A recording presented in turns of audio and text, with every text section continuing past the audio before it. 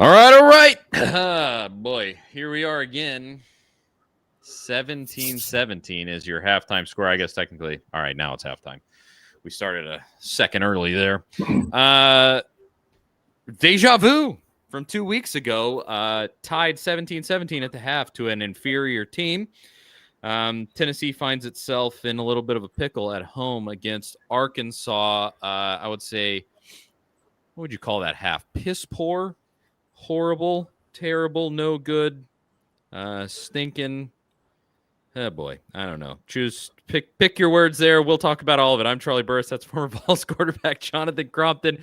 Big Orange, A to Z Sports Big Orange game day reaction show brought to you by the good folks at Lipscomb University and Window Nation. Let's get to it, Crump. 30 minutes down out of that one. Not the finest half of football Josh Heupel has ever put out there in Neyland. No. How you feeling? Well, I just like this first comment. I missed bye week. We won bye week, didn't we? We won the piss out of last week, guys. No, but this is what I mean. We've said it for a while. We struggle defensively with a mobile quarterback. Like we truly do. And that's been an MO for ours for a while. Let me take that back. I wouldn't necessarily say mobile. I would say an actual running quarterback. You know what I'm saying? Like I think there is a little difference. This kid can run. I loved the call that we went seven up pressure, all out blitz on that third down. Knowing who we're playing, you better take better angles. Yeah, it was so bad. You know what I'm saying? I did it. I'm not gonna lie. I loved that call. But it worked. It worked. We got to be outside a little more and not let this dude get outside. Because right now they're making us look silly defensively. We're doing whatever we want to do offensively. Yeah. Yes, but I mean, we can't stop them. So it is a little frustrating, or not a little. It's more than a little frustrating for me for the fact of what we're doing. I mean, Joey's 9 of 14, 133. We've ran the ball 16 for 123. We're very balanced. 256 yards of total offense. Oh wait, they're very identical stats. Yep. Like that's the part that's frustrating. They're very identical stats. If I'm not mistaken, give me 1 second. We have 4 more yards of total offense than they do. That's it. It shows. I mean, two weeks to prepare for this. And it looks like your defense doesn't know how to set an edge. It hasn't all season. But I mean, that Taylon Green run from 3rd and 9 to him picking up 20 yards. Yeah. That's the tale of your whole season defensively right there. It's just made me absolutely ill. You like you said, the angles are so poor, even though the call was good. I got plenty to criticize Tim Banks on. I mean, especially you go back to like that Georgia game. I think he's the reason we lost that game. But I mean, God, man, make the freaking tackle. Like, what are we? I know. Hey, tackle angles. That's Tim Banks. That's coaching. That's that's preparation. And I mean, you still should probably win this game. We're going to talk about win percentages and things like that here in a little bit. But man, this is bad. I will disagree on the angles being coaching. Okay. And preparation, because you go over that in fall camp, all that stuff. That is a day one youth league deal that of angles. Does that make sense? Like, that's just what it is. Yes, you go over during fall camp. You have your typical drills during fall camp and all that stuff. But at a certain point during the year, you don't have to work tackle angles or running down angles. That's no. You understand. That dude's faster than I am. He's going that way. I should probably go that way to catch him. Well, that's just common sense football. It is. I guess we can't hang it all on the defense. The offense, as you said, is kind of doing whatever they want. But at the same time, only one drive we really stalled, and that was after the turnover. yes, when that's the one that hurts the most is we get the ball in yes, plus territory and we don't score. Like that's the one that sucks. I mean, how do you assess maybe a couple people brought it up in the comments here. Matthews slowing down and not getting under that ball the way he would have easily just collected. He scored a touchdown that way earlier in the season.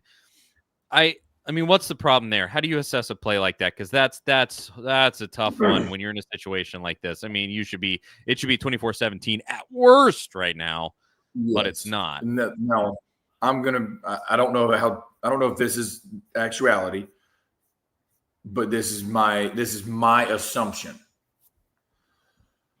I'm trying to think how to say this lightly and not try to bring up the past. With Joey, you can tell the whole field is open with reads, the whole field.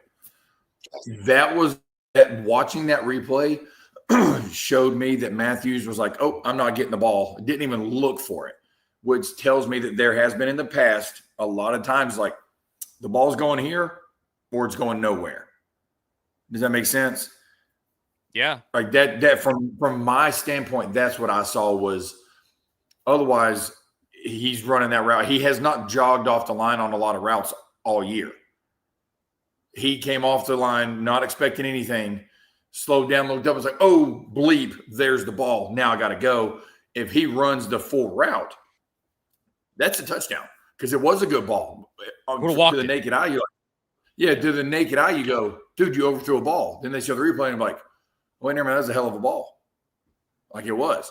So that's what I saw was maybe still a young player that probably reverted back to, well, I'm not getting the ball here.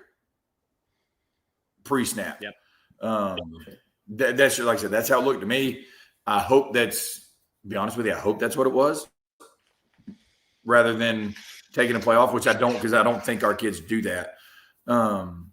But I'm, the two biggest things that stand out to me of the first half, truthfully, the glaring lack of consistency by referees that after Arkansas's first touchdown, I know everybody else saw this, flipping off the stands. Did anybody else see that? On camera. Arkansas, like the quarterback's chirping, blah, blah, blah. One of the receivers comes right in front of the camera and double middle fingers our stands, right in front of referees. No flag? Cool. Whatever. Right at the end of the half, you cannot legally headbutt a player. That is also a penalty. It's a dead ball one foul. I really wondered about those are the things that I see that I go, your job is there to call the game, not directly affect the outcome of the game, but call the game accordingly. Those are dead ball personal foul penalties that who knows, your 15-yard penalty on the opening kickoff. Now we scored on the drive, but we may house the kickoff. You don't know. Yeah. Those are the things that I see that the referees have not been consistent on. That's at all levels of football right now. And I'll die on that hill that they are just blatantly bad at all levels in a lot of ways. But that's not an excuse. That's just we got to play better. We got to stop the freaking run. We got to gang tackle, right? We got to stop relying on the big play offensively and actually sustain a drive. Stop waiting on a big play, a broken tackle, but do things consistently because we are better than this team. We will win this game. Alabama squeezed out of there with one today. We can talk about that after the game. But everything's in front of us. It's frustrating because I did not expect Arkansas to come out and run all over us in the first half and do whatever they wanted to do. It was bad. And so to your point there, Tennessee maybe still going to win this game. Let's talk about that with the sponsor segment of the Big Orange Game Day Reaction. Oh, there's the Mississippi State score. Here we go. Nope, that's the Window Nation ad. Here's Lipscomb. 68.4%. I'm getting it together, 68.4% is Tennessee's current win percentage, according to ESPN's win predictor. So they think Tennessee's going to win. We probably think Tennessee is going to win, but let's talk through exactly what that looks like, put a number on it for ourselves right after I tell you about the good folks at Lipscomb Sports Analytics. Lipscomb University has their new sports analytics program. Turn your passion into a profession and go beyond the box score with game-changing insights and career-defining skills. Lipscomb University Sports Analytics program is turning sports fans into data-driven decision makers in the exciting world of professional athletics. At Lipscomb, we're not just watching the game, we're changing how it's played through our innovative sports analytics program. Go to lipscomb.edu to learn more. It's an online program. Go break into the world of sports with Lipscomb University. Crump, as I said, ESPN's current predictor, did I say that right? I believe 68.4% is what they say is Tennessee's current chance of winning this game. Maybe I feel similarly. How are you feeling right now? What percentage would you put on Tennessee winning this game currently? I go 78. Okay. A little over 0.75%, because we get the ball at half, which is great. We got to go down and score. We can't. Yeah. Field goals are not going to win this game. I saw somebody earlier put on there that Vegas had the over under like 68 points, so they knew Arkansas could score points. We cannot pull a UCLA Penn State from a couple weeks ago that it's a fired staff, new D coordinator, new O coordinator, blah, blah, blah, blah, and then go get beat and give them momentum and then completely derail our season. It would be catastrophic. You can't let that happen. You can't. And so that's why I'm going to go 78, because I do trust Heupel. I trust our kids. I trust what we do offensively. We've just got to be able to stop their run, right? Get them in a situation they don't want to be in, okay, throwing the football. So we've got to go down and score, get a stop, go down and score. Now it is 100% in our hands. So that's why I'm going to go 78, because I don't know if we get to stop the first defensive drive. I did this a few times last year, and I stand by this analysis. For myself, I think I pretty much agree with ESPN currently. 17-17, you're tied. I'll go like 70%. If you come out in that first drive, smash mouth football, 3 yards, cloud of dust, you take 8 minutes with a nice drive, run it right down the throat and score a touchdown, goes up to 90% for me. I think you'll just end up wearing them out. 3 and out, though, I'm going down to like 51% instantly. If you go 3 and out on this opening drive and just kind of pee the bed real quick, I don't like it. I mean, they are in this advantageous who gives a crap spot as they should be. Their back is not against any kind of a wall. Freaking Petrino, he could throw anything out there. All he's trying to do is just get this job. And so exactly, you stomp them on this opening drive, I'm up to like a 90%. You go 3 and out, I'm down to like a 51%. So currently, 70-ish%, I would say. 68.4 feels pretty right at this exact moment. But you gotta come out and you gotta score. And then if you flip around, you score a touchdown, you flip around and get them in a 3 and out, I'm going up to like 98% at that point, because I got to see more proof of concept with the decent defense. That's good that you got that stop to end the half. That's nice. But, I mean, it just cannot happen anymore where they're just by 1,000 paper cuts getting down the field and either getting a touchdown or a field goal. Like, it just can't happen. So, I think Tennessee wins this game just like I did last week. It was by the skin of their teeth, but I guess 2 weeks ago.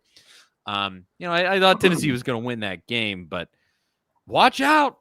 This is a season ruiner, just like that Mississippi State game would have been. You are off the rails. playoff hopes in the dumpster.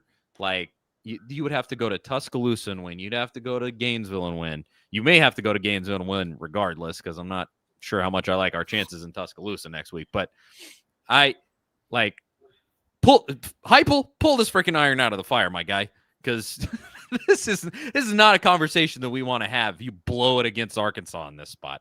That will be one of the toughest losses of the Heupel era to swallow if he blows this one. Yeah, well, once again, it comes back to, we just got to make the plays. The thing that I'm very confident he's talking about this, especially when you go back and look at UCLA, Penn State. Watch for a surprise onside kick. They got nothing to lose. Watch for a surprise onside kick. They have nothing to lose. Great point. That's the stuff but that's what makes it hard in the middle of a season with a coaching change and coming off a bye week. You don't know what to prepare for. Now, after halftime, you know what to prepare for, at least a lot more than you did, 30 minutes ago, so to speak. Right. So that's what I'm looking forward to, seeing our adjustments, because I do think we will adjust properly, but you don't really know. And that's what hurt Penn State a few weeks ago against UCLA. And that's where we're in that same boat now. But we have a better staff and have a better overall cohesiveness to our team than they do. And that's why I'm confident in our ability to bring this one out. And just deeper team, more talent. You should be more prepared in this spot and not and be able to make the adjustments. I'm looking at Tim Banks right now. Make adjustments. Because Tim Banks has never particularly impressed me. Last season, he had really good players, and they had some really nice games. But at the same time, there were moments last year, even with those good players, where he got circles coached around him. And this is one of those scenarios where I'm looking like, make the adjustments or get out of here. Because you just look schematically. Again, I mean, I already said it earlier in this broadcast. He's the reason that you lost that Georgia game. And it just him insisting on man defense. And maybe here, I think somebody kind of called it out with the cushiony zone. Like, press these guys. You are better than them. And I don't know. Make the adjustments that you got to make, because, I mean, frankly, your job depends on it. Heupel never fires his guys. Who am I even kidding? But, this is the moment where I look and I go, this one's on you. Next week, it might be different. Alabama has more talent than you if you're in a spot like this. But here, no excuses. Make the adjustments at halftime. We'll see. Anything else before we head out here for the start of the half? No, just look forward to seeing everybody after the game, talking about a victory and what's ahead next week. All right, let's do it. I got it. Hold on. I just dropped the computer that I have to stop the stream on. So give me 1 second. All right. Charlie Burris, former Vols quarterback Jonathan Cropton. We will be back for postgame win, lose, rain, shine. Come talk to us, and we'll go over it. We'll go over next week, too, with the Alabama game. We'll talk about it all. All right. We'll see you all in a minute. See ya.